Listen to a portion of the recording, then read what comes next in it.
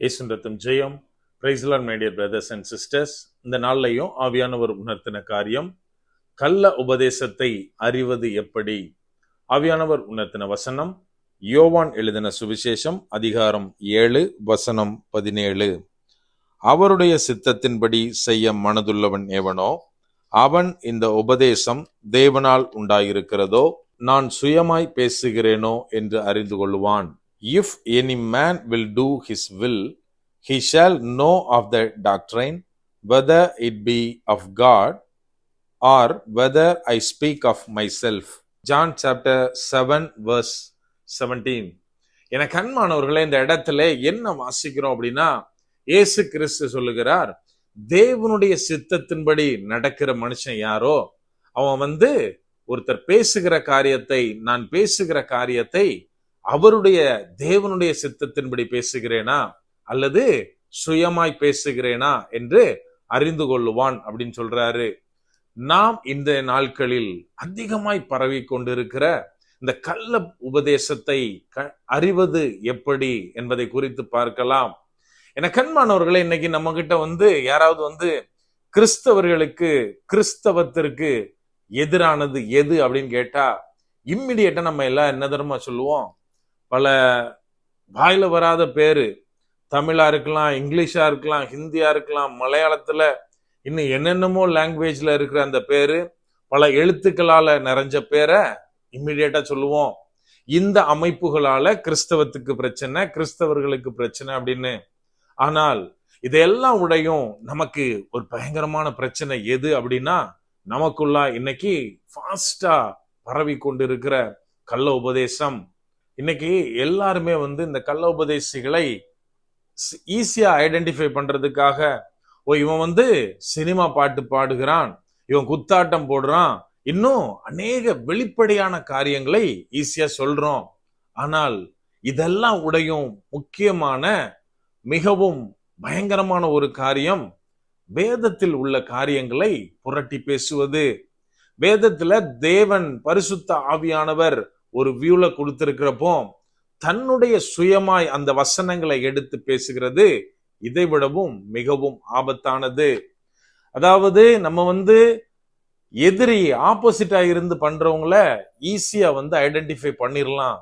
ஆனால் நம்ம கூடவே இருந்து சதி வேலை பார்க்கிற துரோகிய சீக்கிரம் ஐடென்டிஃபை பண்ண முடியாது. அதை போலத்தான் இந்த கள்ள உபதேசத்தை கொண்டு வருகிற ஊழியக்காரர்கள். அதாவது கிறிஸ்துவனுடைய காரியத்தை பேசுற மாதிரி தான் தெரியும், வசனத்தை பேசுகிற மாதிரி தான் வெளிப்படையாக தெரியும். ஆனால் அவர்கள் கொடுக்கிற கன்க்ளூஷன் எங்கன்னா எல்லாமே பூமிக்குரியவதைகளா இருக்கும். என கண்மானவர்களே, நம்ம ஒன்னு மறந்து போயிடக்கூடாது. இயேசு கிறிஸ்துவும் சரி, மற்ற தீர்க்க தரிசிகளும் சரி, அவங்க கொண்டு வந்த காரியம் எல்லாமே மேலானவைகள்.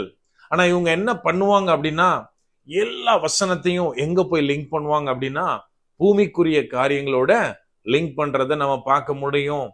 அதனால்தான் இங்க இயேசு கிறிஸ்து என்ன சொல்றார் அப்படின்னா, யார் இந்த கள்ள உபதேசிகளை கண்டுபிடிப்பது அப்படின்னா, இயேசு கிறிஸ்து தெளிவாக சொல்லுகிறார், எந்த மனுஷன் தேவனுடைய சித்தப்படி நடக்கிறானோ அவன் யார் பேசுகிற காரியம் சுயமானது, யார் பேசுகிற காரியம் தேவனாலே தரப்பட்டது அப்படின்றத அவன் அறிந்து கொள்ளுவான் அப்படின்னு சொல்றாரு.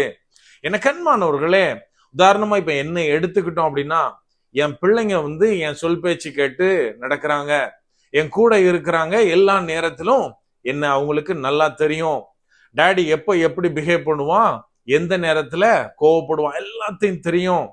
சோ அவங்க கிட்ட போய் ஒருத்தர், உங்க அப்பா இந்த காரியத்தை சொன்னாரு அப்படின்னா அவங்க ஈஸியா ஐடென்டிஃபை பண்ணிருப்பாங்க, நான் அதை உண்மையிலே சொல்லியிருப்பேனா இல்லையா அப்படின்னு. ஏன் அப்படின்னா, அவங்க என்னுடைய சொல் கேட்டு வளர்றாங்க, என்னுடைய சித்தப்படி நடக்கிறாங்க, என்ன முழுவதுமாய் அறிந்திருக்கிறார்கள். இதை போலத்தான் இன்னைக்கு ஒரு நபர் கொண்டு வருகிற, சுவிசேஷத்தில் இருந்து கொண்டு வருகிற ஒரு வார்த்தை அவருடைய சுயமாய் பேசுகிறாரா அல்லது ஆவியானவராலே உந்தப்பட்டு பேசுகிறாரா அப்படின்னு எப்ப கண்டுபிடிக்க முடியும்னா, ஆவியானவரோட நடக்கிற அனுபவத்துல நான் இருக்கும்போது மாத்திரமே. என கண்மானவர்களே, நான் என்னை தேவன் கிட்ட சரண்டர் பண்ணி அவர் சொல்ற காரியங்களை என் வாழ்க்கையில செஞ்சிட்டு இருக்கேன். அவரோடு கூட நடந்துட்டு இருக்கேன், ஒவ்வொரு நாளும் அவரோடு பேசுகிற அனுபவத்துல இருக்கேன் அப்படின்னா, ஒருத்தர் கொண்டு வருகிற உபதேசம் அது அவருடையதா அல்லது தேவனுடையதா அப்படின்னு என்னால ஐடென்டிஃபை பண்ண முடியும். அதுக்காக ஒரு விஷயத்தை நம்ம கிளியரா புரிஞ்சுக்கணும். எல்லார்கிட்டையும் ஒரே மாதிரி பேசுகிறவர் நம்முடைய தேவன் கிடையாது.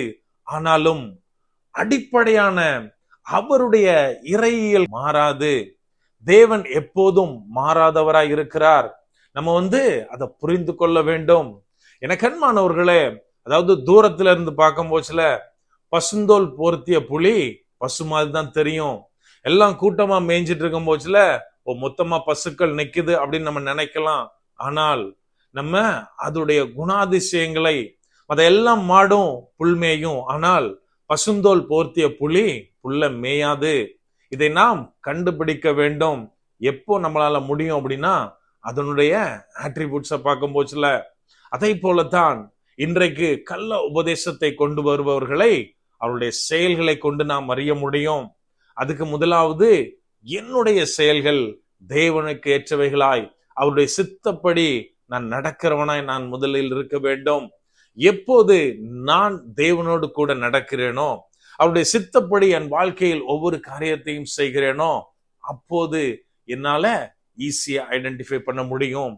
அப்படியே கண்களை மூடுவோமா? அன்பான ஆண்டவரே, இந்த நேரத்திலே அப்பா உம்மை நோக்கி பார்க்கிறோம். ஆவியானவர் நீர் எங்களோட இருக்கிறீர், அதற்காக நன்றி செலுத்துகிறோம். அப்பா, நீர் எங்களை உங்களுடைய பிள்ளைகளாக வைத்திருக்கிறீர் தகப்பனே. அந்த மேலான கிருபைக்காய் நன்றி அப்பா. அப்பா, நாங்க எங்களுடைய வாழ்க்கையில ஒவ்வொரு நாளும் தகப்பனே உமது வார்த்தையின்படி உமது சித்தப்படி நடக்க ஆவியானவரே நீர் எங்களுக்கு உதவி செய்யுங்க. எந்த நேரத்திலும் அப்பா வழி விலகி போகாதபடிக்கு ஆவியானவரே நீர் எங்களை காத்து கொள்ளுங்க அப்பா. கள்ள உபதேசத்திலிருந்து நாங்கள் விலகி நடக்க ஆவியானவரே நீர் எங்களோடு இருந்து எங்களை பாதுகாத்து கொள்ளுங்கப்பா. முற்றிலுமா எங்களை தாழ்த்தி ஒப்பு கொடுக்கிறோம். பலப்படுத்தி ஆசீர்வதிங்க. மீட்பர் இயேசுவின் மூலம் ஜெபிக்கிறோம். ஜெபம் கேளும் எங்கள் நல்ல பிதாவே. ஆமென். God bless.